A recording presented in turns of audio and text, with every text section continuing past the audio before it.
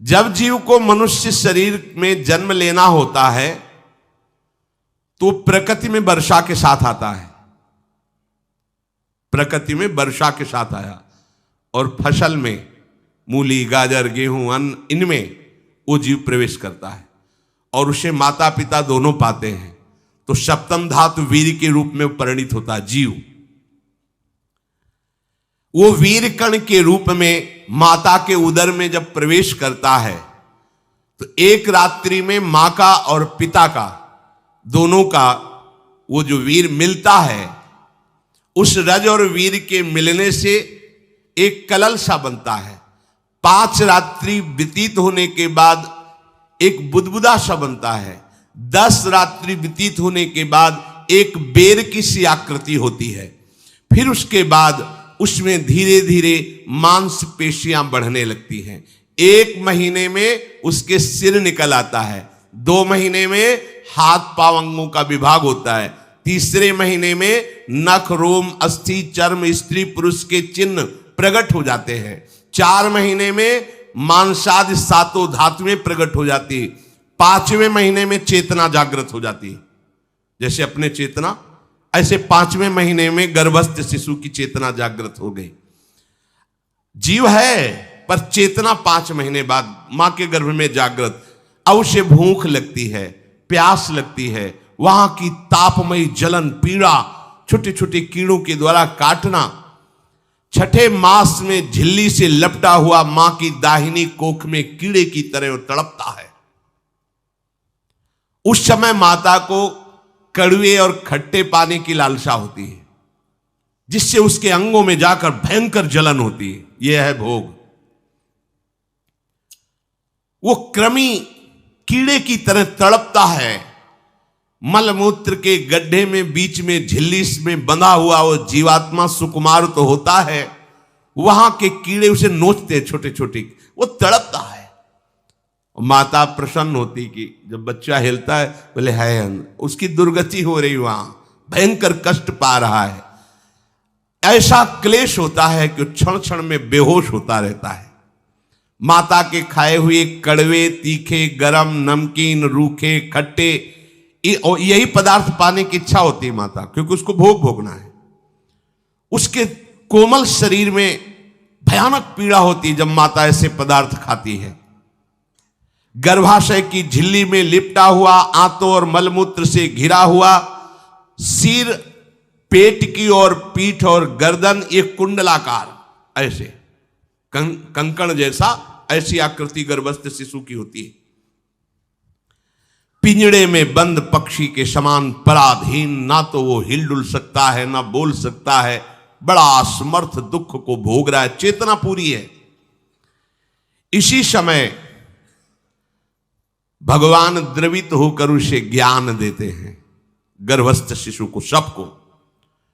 जे उसे ज्ञान होता है तो सैकड़ों जन्म के कुकर्मों से याद आते हैं, सैकड़ों जन्म के। ओहो, ये मेरे कर्म का ही फल है, मैंने ऐसे कर्म किए इसलिए दुख भोग रहा हूं। बेचैन हो जाता है, कैसे निपट पाऊंगा, सैकड़ों जन्म के कर्म जमा है। अब महान अशांति उसके हृदय में, उस शरीर में भयंकर पीड़ा। कुंडलाकार शरीर है, हिल भी नहीं सकता है, बस कीड़े काटते, बड़ी तड़पन, बड़ी जलन, भूख प्यास की जलन। अब एक और भयानक जलन हुई, उसे स्मरण हो जाता है कई जन्मों के, सैकड़ों जन्मों के पाप कर्मों का। 7वां महीना आरंभ हुआ कि ज्ञान का उन्मेष हो गया। अब प्रसूति वायु उसे चला रही है, तड़पता है वो। सप्त धातु में स्थूल शरीर से बंधा हुआ वो जीव भयभीत होकर के पुकारता है, अगर कोई भगवान है तो एक बार मुझे यहां से निकाल दे।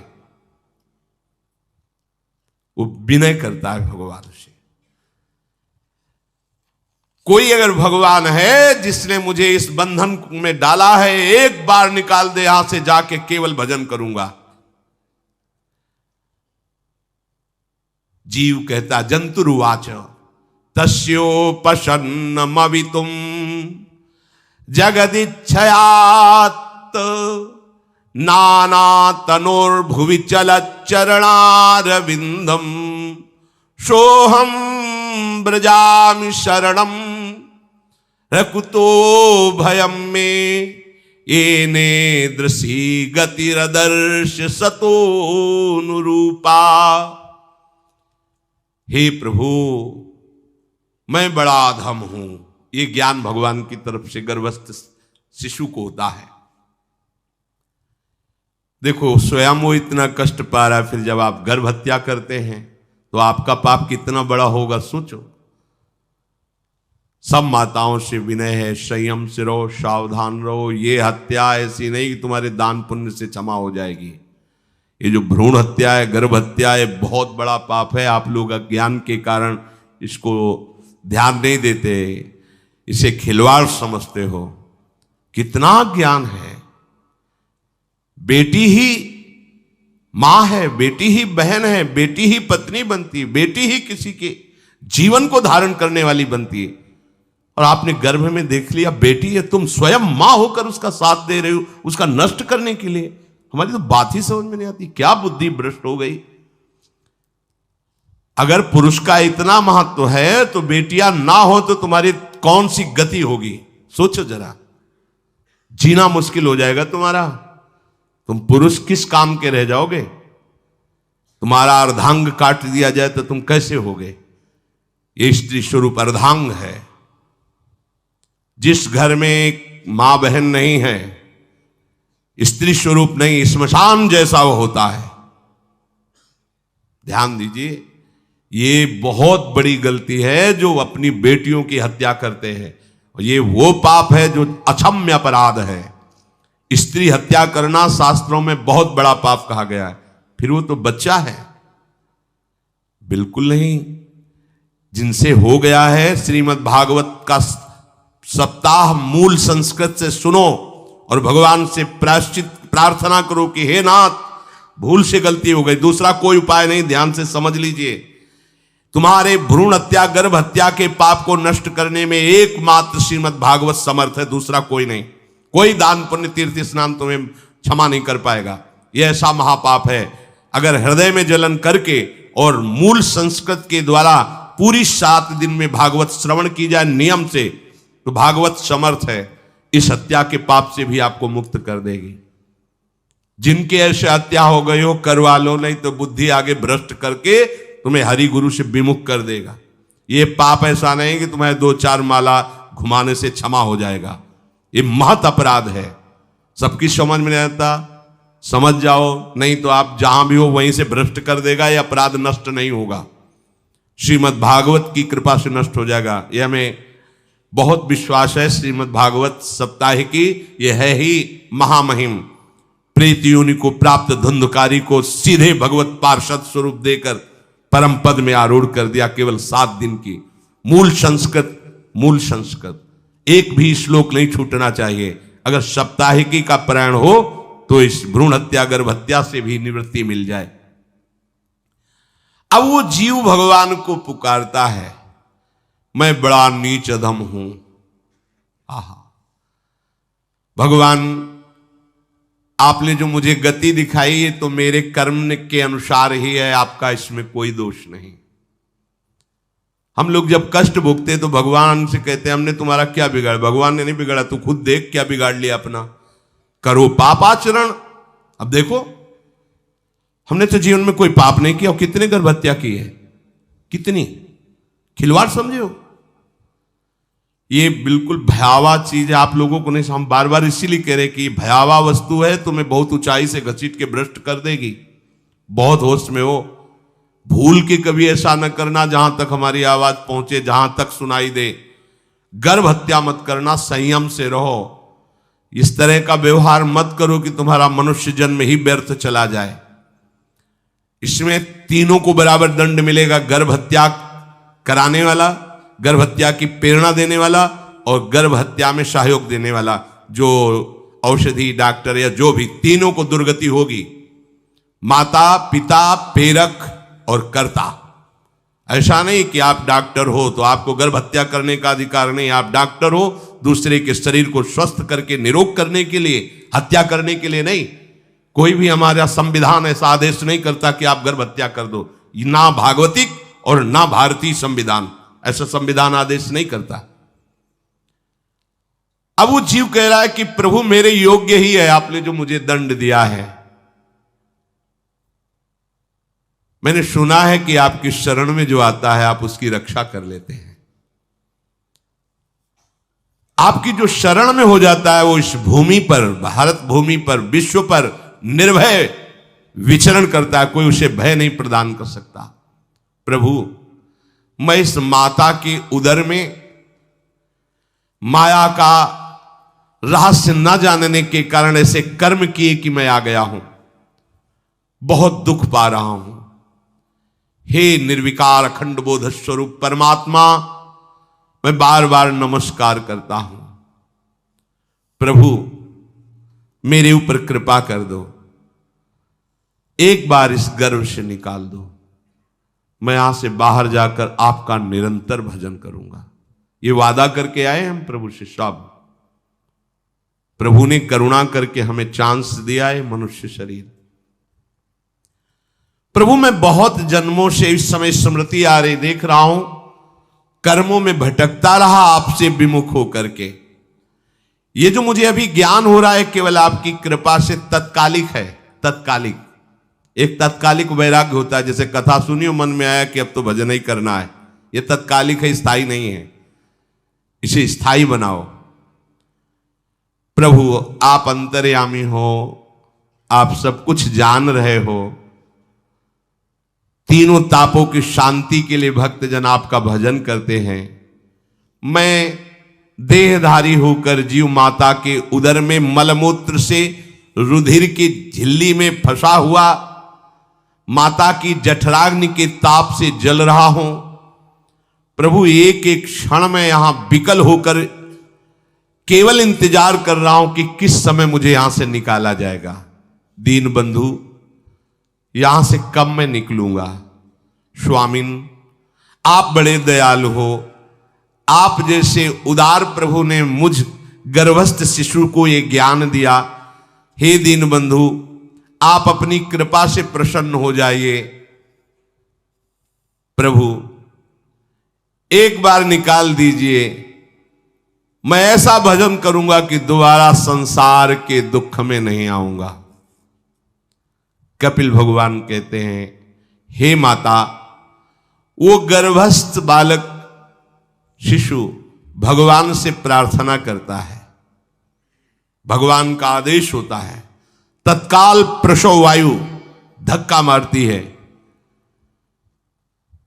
जे ही प्रसव वायु धक्का मारती तो उसको ऐसा भयंकर कष्ट होता है, जैसा पीछे लिखा है कि जैसे जिंदा किसी की चमड़ी उतारी जाए, ऐसा मां के गर्भ से निकलते समय उसे कष्ट होता है। वो अत्यंत कष्ट से व्याकुल होता है। उसी समय उसका वो ज्ञान नष्ट हो जाता है जो भगवान ने दिया था। उस समय उसकी श्वास की गति रुक जाती, जैसे किसी का गला दबा दिया जाए तो कैसा लगेगा। ऐसे ही पूरी की पूरी भागवती की स्मृति नष्ट हो गई। होश आया तब देखा कि वो बाहर पड़ा हुआ है, माता के उस मलमूत्र में सना हुआ बिष्ठे की कीड़े की तरह। गर्भवास में जो दिव्य ज्ञान प्रकट हुआ था भगवान की कृपा से, वो सब नष्ट हो गया। भूमि परत भा ढाबर पानी, तिम जीवे माया लपटानी। चेतन आई तो रोने लगा। वो ज्ञान कहां गया, वो ज्ञानदाता कहां गया। वो कहता कहां कहां। बोले थाली बजाओ, बच्चा हुआ है। और वो तो रो रहा है कि कहां, वो ज्ञान कहां गया जिसके बल से मैं कह रहा था कि बाहर निकाल दो, मैं आपका भजन करूंगा। सब खत्म ज्ञान। जो लोग उसका अभिप्राय नहीं समझते वो उत्सव मनाते हैं। बालक हुआ है, वो रो रहा है, वो कहां गया ज्ञान, कहां कहां कहां। छोटा बालक यही रोक कहता कहां। अभी जो ज्ञान उत्पन्न हुआ था, जो अभी भगवान का बोध हुआ था, वो कहां गया कहां गया। घर परिवार के लोग उसका पालन पोषण करते रहते हैं। उसमें कोई निषेध करने की शक्ति नहीं हो रही। मच्छर काट रहा है, दुख हो रहा है, हटा नहीं सकता बालक। उस जीव को शिशु अवस्था में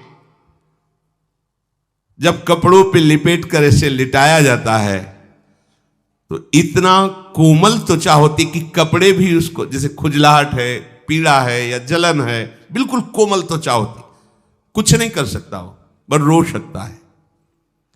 ना खुजलाने की, ना करवट बदलने की, ना उठने की कोई सामर्थ्य नहीं। बड़ा कष्ट पाता है बाल्यावस्था में, क्योंकि त्वचा बड़ी कोमल होती, दास मच्छर आदि जीव उसको काटते हैं। गर्भावस्था का कोई ज्ञान नहीं रहा, सिर्फ रोना ही रोना रह रहा। इस प्रकार उसकी बाल्यावस्था कटी, कौमार अवस्था आई, पौगंड अवस्था, इनमें वो खिलवाड़ में फंस गया। जैसे जैसे बड़ा होता जाता, चेतना, गुनगुना, ये कार, ये प्लास्टिक के ऐसे, उनमें मगन है। देखो ना छोटे बच्चों को, अज्ञानवश इसकी ये अवस्था कट गई। बड़े भाग्यशाली ऐसे भी बच्चे हैं जो तुतला के बोलते, उनकी मैया कहती राधा बोलो, राधा। देखो ये सौभाग्य, प्रणाम है उन माताओं को जो अपने बच्चों को भगवान नाम बुलाती हैं कि आप बोलो, श्री हरिवंश बोलो, राधे राधे बोलो। धीरे धीरे उसकी युवावस्था पहुंची। इस समय उसके अंदर एक भूत सवार होता है, जवानी का भूत है, ये सबके सवार होता है। अगर मंत्र चल रहा है तो भूत नहीं चढ़ेगा, नाम चल रहा है तो भूत नहीं चढ़ेगा, नहीं तो भूत चढ़ जाता है। ये कुछ भी करवा सकता है भूत, भूत ही तो है ना। वैसे ही पंचभूत लिपट गए, ये ऊपर से जवानी का और भूत सवार हुआ, तो जौवन ज्वर के ही नहीं बलकावा। जवानी में कोई भी ऐसा अपराध नहीं जो हो ना जाए।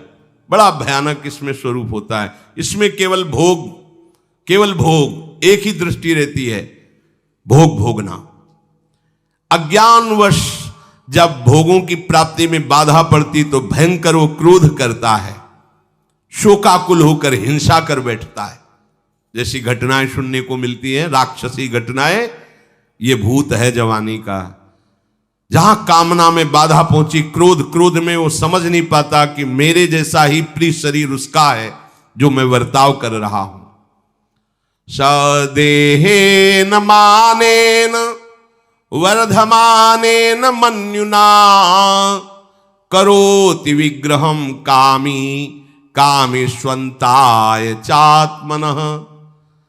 जैसे जैसे देह बढ़ता जाता है, पुष्ट होता जाता है, वैसे वैसे भोग वासना और अभिमान बढ़ता जाता है। वो काम परवश होकर अपना नाश करना शुरू कर देता है। यौवन, वो फिर खोटी बुद्धि वाला वैसे ही पाप करने लगता है जिन पापों के कारण उसकी दुर्गति हुई थी, नरक आदि की, और मां के गर्भ में आया था। देहाभिमान वश निरंतर मैं करूंगा, मैंने भोगा, मैं वो भोगूंगा। उसे ये ज्ञान नहीं रहता कि मैं वादा करके आया हूं कि भजन करूंगा और इस संसार से मुक्त हो जाऊंगा, भूल गया। इसी शरीर से उसको फिर भयंकर कष्ट भोगने पड़ेंगे। इसी का नाम संसार चक्र है। अगर कहीं उसे सत्संग मिल जाए, सन्मार्ग में चल दे, तो माया भेजती है दो प्रकार के लोग उनको भ्रष्ट करने के लिए। एक जिह्वा रसेंद्री को और एक उपस्थेंद्री जनेंद्री के भोगों का समागम भेजती है। फिर ही भोगो, ध्यान रखना, शास्त्र है, सत्य एक एक अक्षर है। जब किसी को सत्संग मिल जाता है तो सत्संग का प्रभाव होता है भगवत मार्ग में रुचि पैदा करना, प्रभु अच्छे लगना, प्रभु का नाम जप करना, सत्य मार्ग में चलना। जब तुम सतमार्ग में चलोगे तो दो प्रकार के लोग भेजे जाएंगे। बढ़िया हलवा, बढ़िया खीर, रबड़ी, लो प्रभु, पाओ, आरोगो, रसेंद्री और फिर जनेंद्री। फ्री, कोई परेशानी नहीं, भोगिए आप। फिर वो ऐसे विषयी पुरुषों का संग करके वैसे ही पहले की तरह फिर पाप करने लगता है। बहुत होश में, बहुत होश में। इनको ऐसे लोगों का संग कराया जाता है जिससे सत्य, शौच, पवित्रता, दया, संयम, लज्जा, क्षमा, यश, मन इंद्री का संयम, ये सब सद्गुण नष्ट हो जाएं, ऐसे लोगों का संग कराया जाता है। ऐसे लोग बहुत हैं, वो आपको पैसा खर्चा करके वो आपको भोग दिलाएंगे, भोगो भैया, आप इनके लिए नहीं भगवत मार्ग में आए हो, आप प्रभु की प्राप्ति के लिए आए हो। बचो, सावधान हो। ये देखो शास्त्र कह रहा है, रसेंद्री और जनेंद्री दो की सुविधा देने वाले लोग मिल जाएंगे। अत्यंत सोचनीय, मूढ़, देहात्मदर्शी ऐसे असत पुरुषों का संग करके भ्रष्ट हो जाता है। अच्छा, वो आग लगा दिए, वो चल दिए, फिर नहीं देंगे। कुछ लोग ऐसे होते हैं, ये 10 दिन अपने पैसे से आपको नशा करवाएंगे, फिर इसके बाद तुम्हें उनके पैरों में गिरना पड़ेगा, फिर मांगने से भी नहीं देंगे, पहले फ्री देंगे। आदत बिगड़ गई। ऐसे लोग मिलेंगे, मुस्कुराएंगे, हंसेंगे, आपको गले लगाएंगे, आपको लगेगा जीवन का सार मिल गया, फिर इसके बाद जूते चलाएंगे, गली में नहीं देखने देंगे। अब तुम्हारी वृत्ति बिगड़ गई, तुम उधर ही ताको, होश में, होश में। इस जीव को किसी और के संग से ऐसा बंधन, ऐसा मोह नहीं होता जैसा कामिनियों के संग से होता है। भगवान कपिल देव जी कह रहे हैं, न तथास्य भवेन्मोहो बंधश्चान्य प्रसंगतः योषित संज्ञाद यथा पुरुषो यथा तत्संग संगता। कामी पुरुषों का, कामिनियों का संग जैसा परमार्थ भ्रष्ट करता है, वैसा और किसी से नहीं हो सकता। इसलिए तुम इतना अपने को मत साधक समझ लो कि हमारा कौन बिगाड़ सकता है। हे माता, मेरी माया का बल देखो, जो अपने पैरों से विश्व को कुचल सकते हैं, ऐसे दिग्विजयों को अपने पैरों के नीचे कुचल दे, वो मेरी माया है। देखो, बलम में पश्चिमाया स्त्री मैया जैनो दिशाम, जो 10 दिशाओं पर विजय प्राप्त कर सकते, उनको भी घुटने टिकवा दे, ये मेरी माया है। संगम न कुर्यात् प्रमदा सुजातु योगस्य पारम परमारुरुक्षु मत्सेवया प्रतिलब्धात्म लाभो वदंती या निरय द्वारमस्य।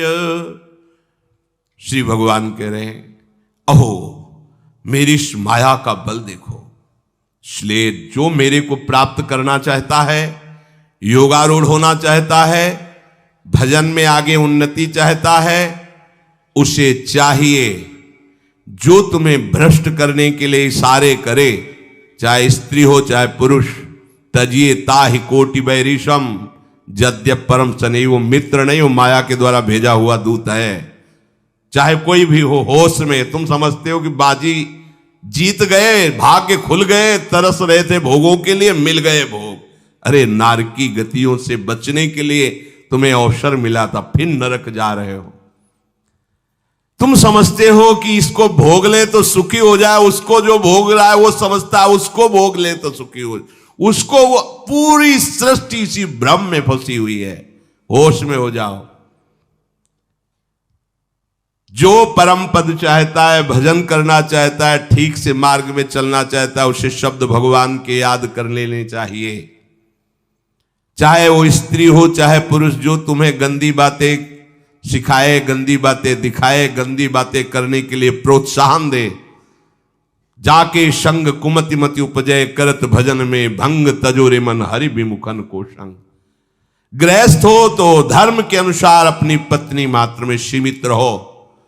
ये उद्दंडता तुम्हारा नाश कर देगी। ये जो आज नई रीतियां चल रही हैं, ये भगवान ब्रह्मा जी ने अपने पुत्रों को बुलाया। चारों युग ये पुत्र हैं भगवान ब्रह्मा के, सतयुग, त्रेता, द्वापर, कलयुग।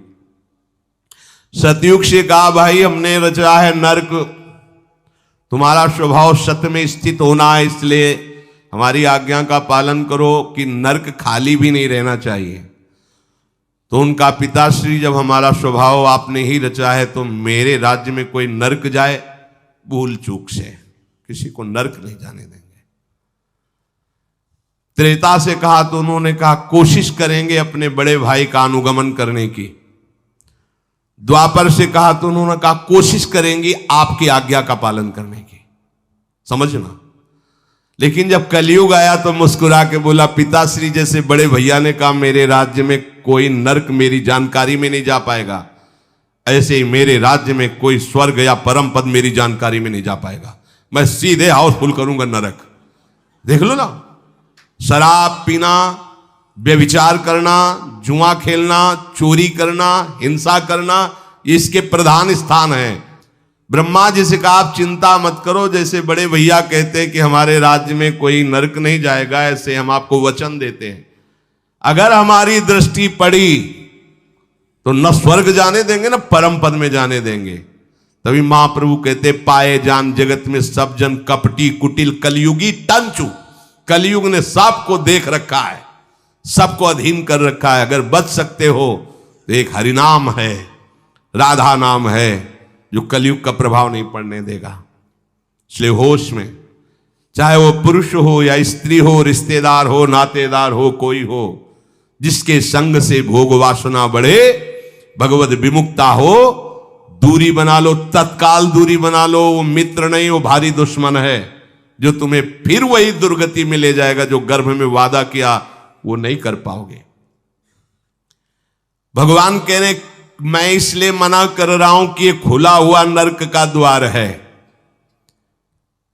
वदंतिया निरय द्वारमस्य, निरय माने नरक का द्वार, अस्य माने ये भोग विलासिता खुला हुआ नरक का द्वार है। इसका भाव यह है कि इसमें सुख तो है नहीं, सुख भासता है। भासना और है में अंतर है। जैसे रेत में हम देखते हैं सूर्य की किरणें पड़ने पर निर्मल जल भासता है, और प्यास के कारण हम दौड़े तो वहां बालू ही मिलेगी, फिर आगे भासता है, फिर भागे तो फिर भागने से प्यास बढ़ती जाती है, पानी मिलता नहीं। ऐसे ही परस्पर आकर्षण में सुख भासता है, होता नहीं। जब हम उसको स्वीकार कर लेते हैं तो एक मन में उदासी आती कि यहां वो तो मिला नहीं जो चाह रहे थे, तो वो दूसरा दिखाता है, वो आगे वो उधर गया, तो फिर वो पूरा जीवन नष्ट हो जाता है। और मिला नहीं क्योंकि है नहीं, भासता है, सुख भासता है नहीं। प्रभु में सुख भासता नहीं, प्रभु में सुख है, भासता नहीं है। इसलिए जो भासता में लगे वो प्रभु में नहीं लग पाते, क्योंकि वहां भासता नहीं है, वहां भास रहा है, वो है नहीं। यहां है, भास नहीं रहा है तो है का परिचय नहीं है, इसलिए वो यहां लग। और जो लग गया तो नाच नाच के मीरा जी कहती पायो जी पायो मैंने राम रतन धन पायो। पति है। प्रथम रात्रि में मीरा जी ने राणा साहब से कहा कि आप हमारी बात शायद समझ सकते हो, आप हमें स्पर्श मत करना। मैंने सुहाग गिरधर के नाम का भरा है, मैं तुम्हारी पत्नी नहीं हूं। लोक व्यवहार के कारण तुम पति रूप में आए हो, तो मैं चाहती हूं कि तुम मेरा सहयोग करो। मैं एक पतिव्रता हूं गिरधर की। मेरे तो गिरधर गोपाल बैठे थे एक ही सैया में, उतर के चरणों में बैठ गए। मीरा जी के चरण पकड़े के अहो भाग्य, मुझे ऐसे सौभाग्य मिला कि आपका पति होने का। एकांत में आप हमारी गुरु होंगी और समाज में आप पत्नी का स्वांग करेंगी, जिससे आपको विक्षेप नहीं पड़े। आजीवन निर्वाह किया। एकांत में गुरुवत मीरा जी के प्रति व्यवहार करते राणा साहब, और व्यवहार में मीरा जी पत्नी जैसा व्यवहार में बाहर और अंतर में ऐसी सदगति हुई राणा की जो बड़े बड़े योगियों को दुर्लभ है। वो मीरा जी जीवन में कभी भी किसी भोग को स्वीकार नहीं किया। गिरधर के रंगराची, सब भोग चरणों में लुट रहे थे। सोचिए, राज परिवार में ब्याही गई, क्या था? किसी भी सुख की आकांक्षा नहीं। यह है रंग श्री हरि का। है नहीं ना उनमें सुख, जो है सुख वो मिल गया तो फिर भासने की तरफ क्यों बढ़ेगा? इसलिए ये जो मेरी माया है, ये मित्र बनकर पहले सेवा के बहाने से धीरे धीरे पास आती है। आती है का शब्द माया के लिए है, वो किसी भी रूप में होगी। माया का कोई रूप नहीं आज तक वर्णन किया गया, कोई भी रूप हो, वस्तु, व्यक्ति, स्थान, घटना, कुछ भी। उपासक जब समझ नहीं पाता तो वही उसकी नाश का कारण बन जाती है। बहुत सावधान। हमें नहीं पता किस रूप में आएगी, जिनको पता है हम उनको अपने पास रखें। वो है नाम, राधा राधा, फौरन पता चल जाएगा आपको पक्का। ये ठीक नहीं, नहीं बहुत श्रद्धा, नहीं बिल्कुल हटो, बिल्कुल हटो, अंदर से बिल्कुल हटो। नहीं तो कोई समझाने वाला थोड़ी था बचपन से हमें कि भाई पास कोई हो, यही नाम। जहां कहीं कोई प्रियता, कहीं आश्रमों में कहीं कुछ समझ में, हटो हटो हटो, ये नाम हटाते हटाते हटाते जहां लगाना चाहिए वहां लगा दिया। नाम अगर है अंगरक्षक तो तुम्हें माया से बचाता रहेगा, क्योंकि जिनकी माया है उन्हीं का नाम है। वो खूब अच्छे से जानता है, माया को पहचानता है। नाम आप नहीं पहचानोगे पक्का, क्योंकि वो बाहर से ही नहीं आती, वो अंदर से भी आती है। ये सब माया के ही पार्षद है, मन बुद्धि चित्त अहंकार सब माया में है। नाम चलेगा तो अंदर और बाहर दोनों जगह सुरक्षित रखेगा, पकड़ लीजिए। वो तिनके में ढके हुए कुएं के समान होती है, पता नहीं चलता कि कितना गहरा कुआं है। ऊपर से तिनके से ऐसा लगता भूमि, जो पैर रखा गिर गए कूप में, अब निकल नहीं सकते। जब मेरी माया में आसक्त हो जाता है तो अंत समय फिर उसी माया का स्मरण आता है, वही सब मैं और मोर तोड़ते हैं। अब वो फिर उसी चिंता से फिर वही फंस गया, फिर वही दुर्गति प्रारंभ। तो हे माता, जो हरि से विमुख हैं उनका ये चक्र चलता रहता है। पुनरपि जननम पुनरपि मरणम पुनरपि जननी जठरे शयनम।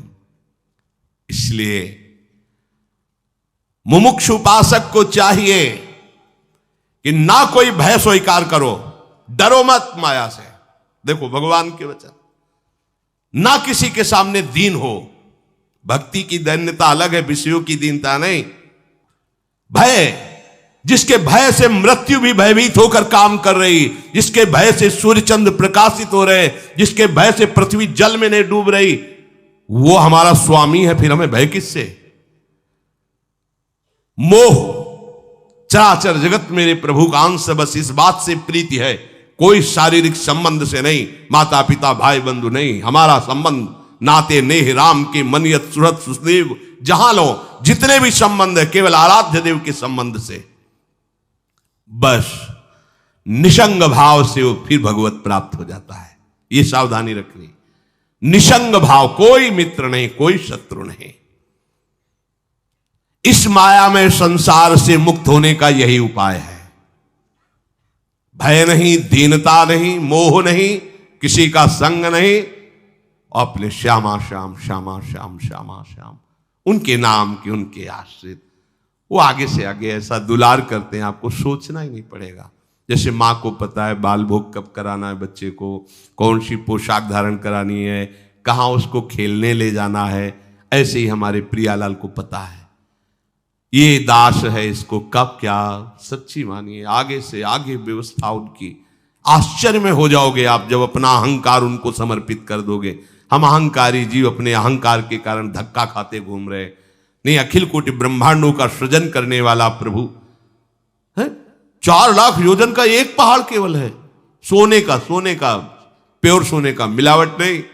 4 लाख योजन, एक योजन 4 कोस, एक कोस 3 किलोमीटर, कितना एक से एक रत्न इस पृथ्वी में है। ऐसे मालिक के गुलाम हो, ऐसे हाथ फैलाते घूमो। राधा राधा। इस शरीर को बहुत ध्यान से सुन लो, जो इस शरीर को निक्षेप माने धरोहर होता है, धरोहर की भांति। जैसे हम तुम्हें दे दें कि 500 रुपये रख लो, हमें जब काम लगेगा ले लेंगे, तो 500 रुपये रखे आपकी जेब में, लेकिन आप कभी उसे अपना नहीं मानेंगे। अगर कभी आवश्यकता पड़ी, किसी ने बताया भी कि 500 रुपये आपकी जेब में, नहीं नहीं नहीं, वो तो धरोहर है, जब वो मांग लेंगे तो उनको हम खर्चा, धरोहर का खर्चा स्वयं में नहीं किया जाता। ईमानदार आदमी धरोहर को जैसे रखा है वही, ये नहीं कि हम 500 खर्चा कर लेते हैं फिर कमा के 500 दे देंगे, नहीं, वही वही सेम टू सेम वैसे ही वापस होगा।